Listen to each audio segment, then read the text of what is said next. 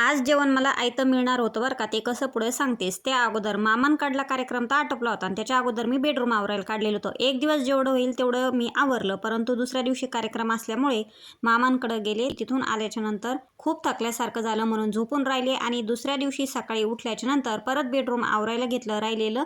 त्याच्यानंतर बेडरूम आवरत असताना केसांवाल्या ताई आल्या, त्यांना केस दिले, पैसे घेतले. आता हे माझ्यासाठी सरप्राईज होतं बरं का साडीचं. हे साडी येणार आहे किंवा ऑर्डर वगैरे मी केलेली नव्हती.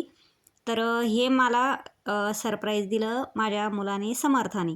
तर मी काम आवरतच होते. केसवाल्या ताई आल्या, त्यांना केस वगैरे दिले. त्याच्यानंतर परत काम करायला लागले.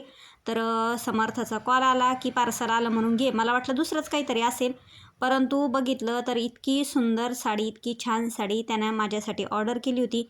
आता मुलाने एवढ्या आनंदाने हौशीने केली तर आपल्याला घालावीच लागणार आहे. तर कशी दिसती ही साडी आणि दिवाळीची छान अशी खरेदी माझी होऊन गेलेली आहे. आणि तसं जर म्हटलं ना, मला साडी घ्यायचीच नव्हती दिवाळीला, कारण अगोदरच्या पण साड्या आहेत त्यातलीच एक मी साडी काढणार होते. परंतु ठीक आहे, आता समर्थन ऑर्डर केली, घरी आली तर हीच साडी घालू आपण दिवाळीला. आणि त्याच्यानंतर मी दिवाळी झाल्याच्या नंतर एक साडी घेणार होते आमच्या निक्षूच्या लग्नाला. तर असं काही सगळे कामं वगैरे आटपेपर्यंत मला संध्याकाळ झाली. तर आमचे साहेब म्हटले, मी करतो आज भाजी. म्हटलं ठीक आहे. तर त्यांनी छान इथं आलू पालक केलेली आहे भाजी आणि छानपैकी आयतं जेवण मिळालं. आता पोळ्या मी केल्या होत्या, परंतु भाजी का होत नाही त्यांनी केली म्हणून थोडंसं काम आवर्त झालं आपलं.